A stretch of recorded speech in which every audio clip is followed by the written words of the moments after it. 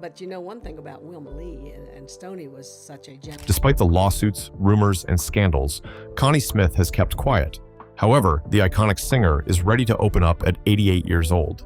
Is she tired of maintaining the secrets bottled up? As she is moving close to her death, is she about to let go of the pain and heartaches she has suffered over the years from the Grand Ole Opry?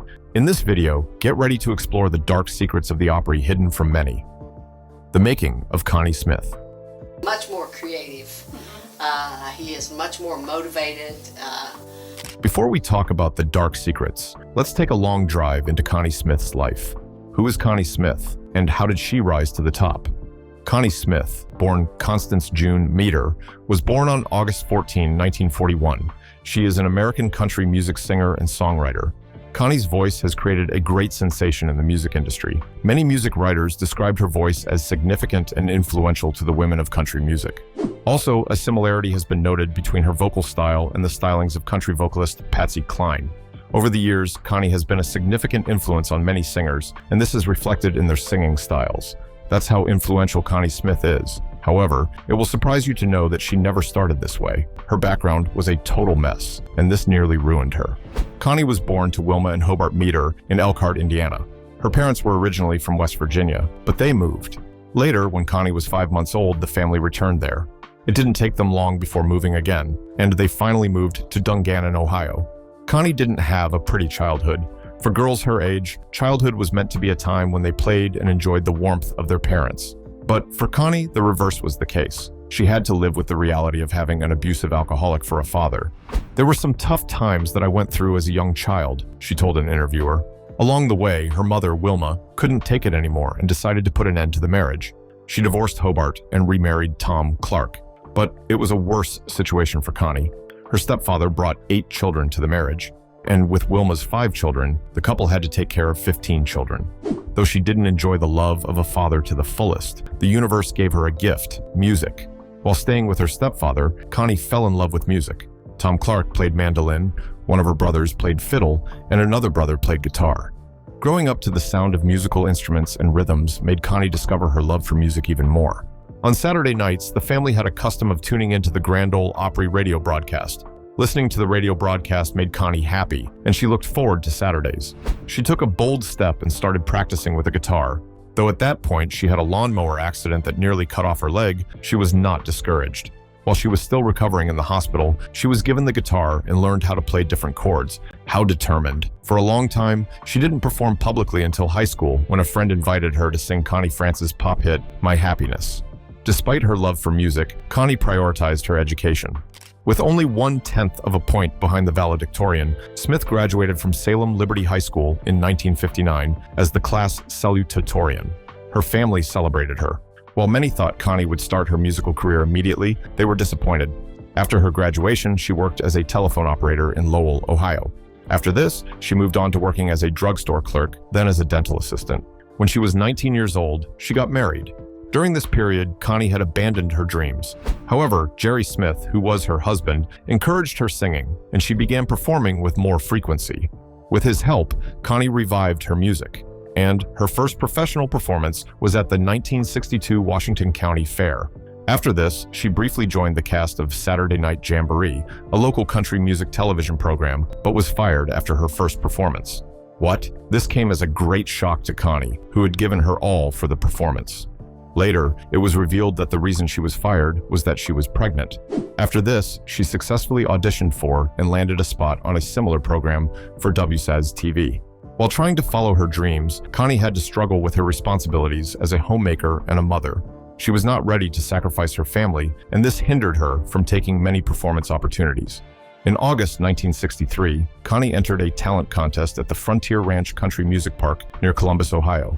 During the talent contest, she performed Gene Shepard's I Thought of You. She won the contest and $5 silver. Judging the competition was country singer and songwriter Bill Anderson, who was instantly impressed by her voice. "At first, I thought they were playing a record, and she was lip-syncing it," he later explained. The contest made a great impression on Anderson. Later in January 1964, Connie ran into him at a country music package concert in Canton, Ohio. When they saw each other, Anderson remembered her and invited her to perform with him on Ernest Tubb's Midnight Jamboree program in Nashville, Tennessee. Connie accepted the offer, but to her surprise, she ended up performing with Ernest Tubb and not Anderson on the program. This happened in March 1964. During the program, Loretta was there. Impressed by her performance, Loretta Lynn introduced herself after the show and gave her career advice. After performing on the program, Connie got more offers. She returned to Nashville that month to record demos by Anderson.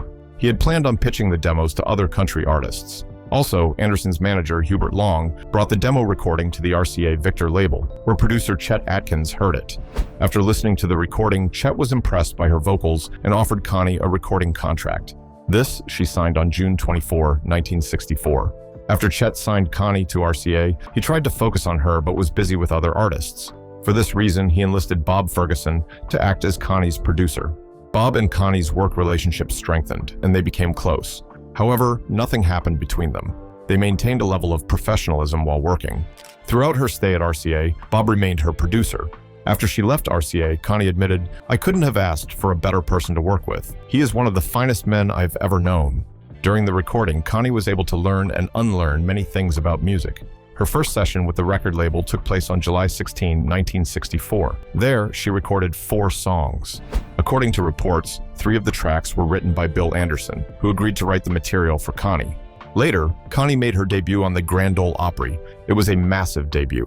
One of the 4 songs that she recorded with RCA, titled Once a Day, was chosen to be Connie's debut single. The song was released in August 1964, and it reached #1 on the Billboard magazine Hot Country Singles chart on November 28. Gradually, Connie was getting the fame and popularity she deserved. The song remained at the #1 position for 8 weeks between late 1964 and early 1965. Gradually, Once a Day became the first debut single by a female country artist to reach #1. Connie's name was written in the music industry. Records also revealed that for nearly 50 years, the single held the record for the most weeks spent at #1 on the Billboard chart by a female artist. With this achievement, Connie got more performance offers. People loved her voice, and they wanted to hear it. Due to the sudden fame, Anderson briefly served as her manager before Charlie Lamb replaced him. Later, Connie made her first network television appearance in October 1964 on ABC's The Jimmy Dean Show. Later, in March 1965, she released her self-titled debut album, and it was reported that her song spent a total of 7 weeks at the top of the Billboard Top Country Albums chart. Dan Cooper of AllMusic gave the song a positive reception and described Connie as a down-home Streisand fronting the Lennon sisters. Despite her fame and success, Bill Anderson didn't stop writing her songs. He wrote her subsequent single releases. Also, Bob Ferguson and steel guitar player Weldon Myrick created a high and punchy production. When they made the production, Ferguson believed that it would sound pleasing on car radios. "I thought it was a fragile sound, but it wound up being very popular," Myrick recalled. It was obvious that both Anderson and Ferguson were great supporters of Connie.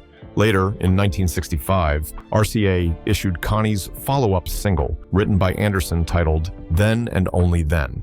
The single became a great success and reached #4 on the Billboard Country Songs chart. Later, she released another top 10 single titled I Can't Remember. Anderson also wrote the song. Connie kept on soaring higher and higher. In October 1965, the song appeared on Cute & Country, Connie's second studio album. Although she disliked the name of the LP, it became her second disc to top the Billboard Country Albums chart. Connie didn't stop there. Throughout the early 1966, she had additional top 5 Billboard country singles with Anderson's Nobody But a Fool and Priscilla Mitchell's If I Talk to Him. Later, in 1965, Connie became a member of the Grand Ole Opry radio show. Everything was going smoothly for Connie until 1966, when she started getting pressured by the RCA headquarters. It began with the RCA headquarters pushing Ferguson to market Connie's sound towards middle-of-the-road country pop material. Connie was not happy about this. She was against pop production, but agreed to try it. Later, the pair did several sessions featuring a stringed instrument. The style appeared on her next studio release, Born to Sing, which was released in 1966. Later, Downtown Country was also released in 1967. The 2 albums reportedly featured full orchestras in the background and cover versions of singles by pop artists of the time. Featured on the LPs were the singles Ain't Had No Loving and The Hurtin's All Over. The 2 albums reached the Billboard Country Top 5. During that time, Connie had appeared in many country music videos, where she performed many of her current hit recordings. Connie continued to get more and more offers, and in 1966, she appeared in the films Second Fiddle to a Steel Guitar and The Las Vegas Hillbillies, the latter of which starred Jane Mansfield. Later, in 1967, she appeared in The Road to Nashville and Hell on Wheels. Connie's touring schedule increased the most, and in 1966, she decided to have her touring band. She named the band the Sundowners. Later, she got married to the band's guitar player Jack Watkins. In February 1967, RCA's subsidiary budget label Camden released Connie's next studio LP titled Connie in the Country. The LP included covers of popular country recordings of the era and Cry Cry Cry, a single by Connie that reached the top 20. Also, in May 1967, RCA ended up releasing an album of songs written solely by Bill Anderson titled Connie Smith Sings Bill Anderson. After this was released, Connie commented that for her, it was an honor, not a favor, to record an album of all of Anderson's tunes. The album, which included covers of Anderson's hits like City Lights and That's What It's Like to Be Lonesome, was welcomed with positive reception. Included on the album was Cincinnati, Ohio, which Connie released as a single and brought the song to the Billboard Country Top 5. After the music became a huge success, the city of Cincinnati, Ohio, decided to declare its own Connie Smith Day, and they stated this in June 1967. Connie made great headlines for her music, and through 1967, she remained at her commercial zenith with a continued series of top 10 recordings. Her further hits included the I'll Come Runnin', Burning a Hole in My Mind, Baby's Back Again, and Runaway Little Tears. 3 of these recordings were included on Connie's 1967 album I Love Charlie Brown. The recordings ended up reaching the country LP's top 20 as well. The voice that shook the industry. Music. Please help me welcome Miss Connie Smith, everybody. Connie Smith's voice is unique and stands out in the music industry. One of the reasons she gained so much popularity was her sound. According to reports, Connie's sound is defined by the Nashville Sound musical style. She got her style during her breakthrough days in the 1960s. Also, there are claims that, though Connie started with the Nashville Sound musical style, she got better over the years. Most Nashville Sound recordings often include full orchestras. However, Connie's sound remained more traditional with its use of steel guitar and her twangy vocals, while still featuring some pop-influenced instruments to provide urban pop appeal. Over the years, many critics have praised Connie's use of steel guitar. They described it as sharp and prominent. Also, her steel guitar player, Weldon Myrick, is often credited with creating what Connie has called the Connie Smith sound. Later, in an interview with Colin Escott in his book Born to Sing, Weldon recalled how Bob Ferguson wanted the guitar to sound. He shared, "He came out and said he wanted a bright sound, and he adjusted my controls. I thought it was a fragile sound, but it wound up being very popular." Critics often share that Connie's vocal delivery has always been a part of her musical style. Writer Stephen Thomas Erlewine noted in 2012 that Connie sings with a cool, authoritative ease, a skill that brought her to the attention of some of Nashville's finest songwriters. Also, Mary A. Buffwack and Robert K. Ehrman called her singing a pillar of fire delivery, sobbed with desolation. Tom Urich of AllMusic stated that Connie's vocals offer sophisticated emotional delivery and that her control and phrasing remain a high watermark today. Connie has built a good reputation for herself over the years with the critics. Many critics and historians considered Connie to be one of country music's more celebrated and respected artists. Later, Urich reviewed Connie's 1997 compilation, The Essential Connie Smith. In the review, Connie explained why Connie's vocals were always compared to Patsy Cline's. He said, "Connie Smith is perhaps the only female singer in the history of country music who can truly claim to be the heiress to Patsy Cline's throne. It's not that there aren't many amazing vocalists in the field and plenty of legends among them. But in terms of the pure gift of interpretation of taking virtually any song and making it a country song of class and distinction, Smith is it." Not only that, but writers and journalists have also cited Connie as an essential part of country music history.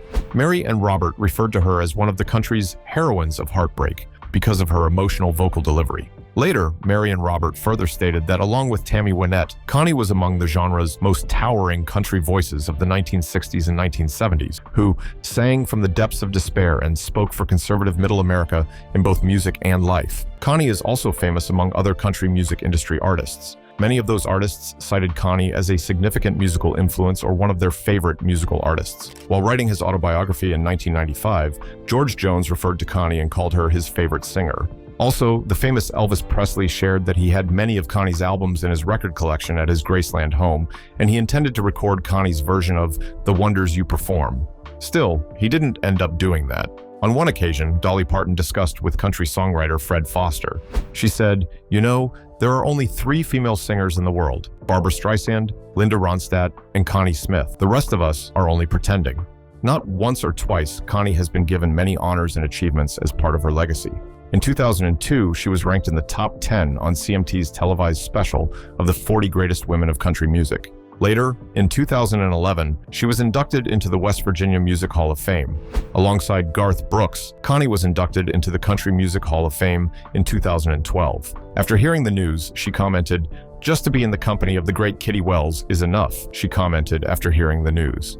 Apart from her talent, her humility made many people love her. In 2015, she celebrated 50 years as a member of the Grand Ole Opry radio broadcast. The celebration was grand, and it was honored in a performance joined by Alison Krauss and Mel Tillis, among others. 2 years later, she was ranked on Rolling Stone's list of the 100 greatest country artists of all time. Connie's reputation continued to rise. Later, in March 2021, Connie's legacy was further strengthened by the Library of Congress, which added Once a Day to the National Recording Registry. In April 2021, her husband, Marty Stewart, announced that a documentary about her life and career titled Connie, The Cry of the Heart, was to be released. Studying the depth of what Marty and Connie have achieved in the industry, and then discovering their ability to predict the business trends around their legacy, makes me very excited to be part of what they are doing, said Nick Contanicolas, who will help broadcast the documentary on his network.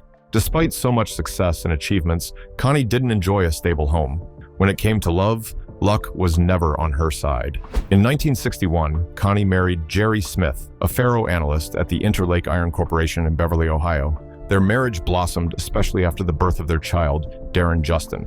Justin, born on March 9, 1963, turned out to be a blessing to the couple. In the late 1970s, Darren went to Europe to become a missionary. While he was there, he switched and ended up becoming a psychologist. In the mid-1960s, the couple divorced, and Connie married the guitarist in her touring band, Jack Watkins. Unfortunately, her marriage to Jack didn't last long. Though the two gave birth to a child, they ended up going their separate ways. Not long after her divorce, Connie married telephone repairman Marshall Haynes. In the early 1970s, Marshall toured with Connie on her road show. Their marriage lasted for a while, and the couple gave birth to 3 daughters. Everyone thought Marshall would be her last husband. Alas, destiny had other plans for her. In the early 1990s, the couple got divorced. After divorcing Marshall, Connie stated that she was never going to marry again. However, on July 8, 1997, love came knocking again, and she got married the 4th time to producer and country artist Marty Stewart. Her marriage to Marty turned productive and helpful for her career. After their marriage, Marty started producing many of her songs.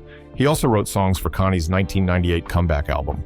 Their love story is also unique. 20 years before the two of them got married, Marty shared that he had loved her after attending her concert. He shared, "I met Connie when I was 12 years old. She came to the Indian reservation in my hometown of Philadelphia, Mississippi, to work at a fair. She hasn't changed a bit. She looked great then, and she looks great now."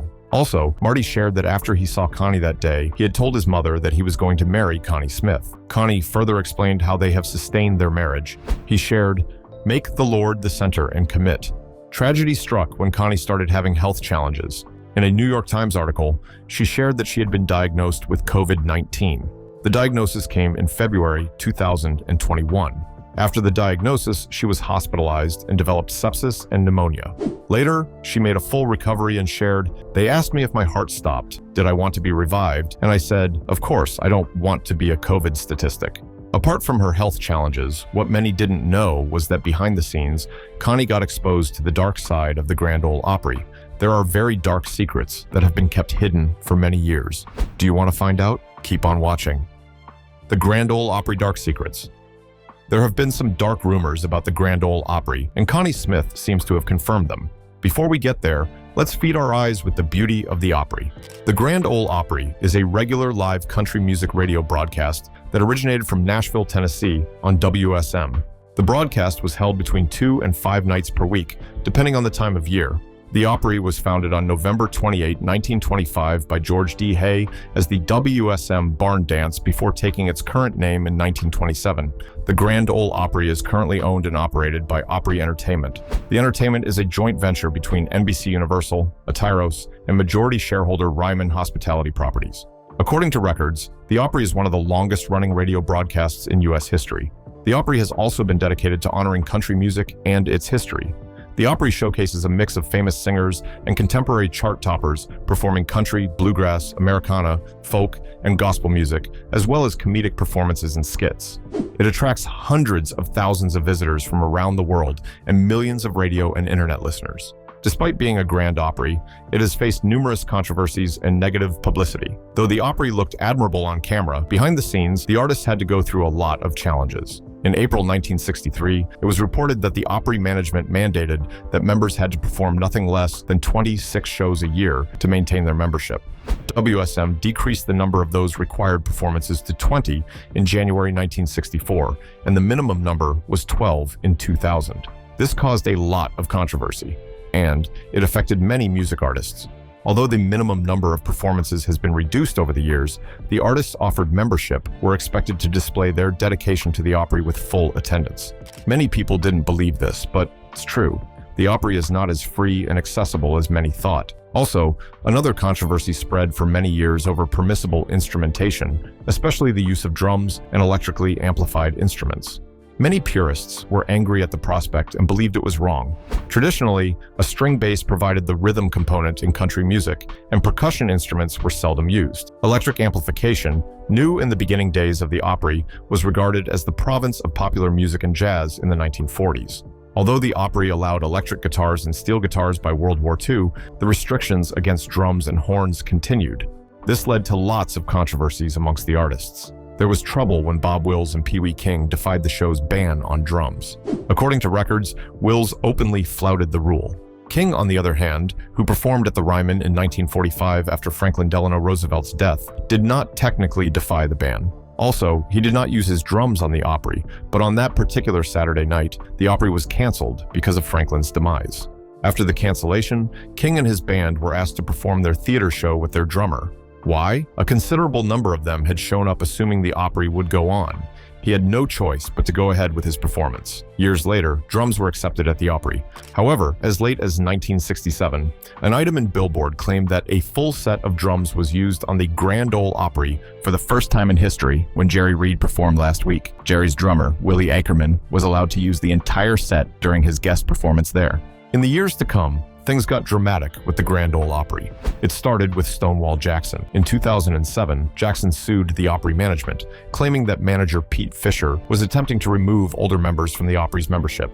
He also sued the management for age discrimination. Later, there were speculations that this may be true when Connie revealed that, behind the scenes, the executives may be up to no good with the young talents. There were also rumors that most of the upcoming artists were lured into doing despicable things with them before getting the opportunity to perform on stage. The lawsuit with Jackson died down in 2008 after he was settled. After the lawsuit, he resumed appearing on the program until he retired in 2012. Also, in early 2022, Morgan Wallen performed on the Grand Ole Opry alongside Ernest. This move was criticized as Wallen had been taped less than a year prior, shouting a racial slur.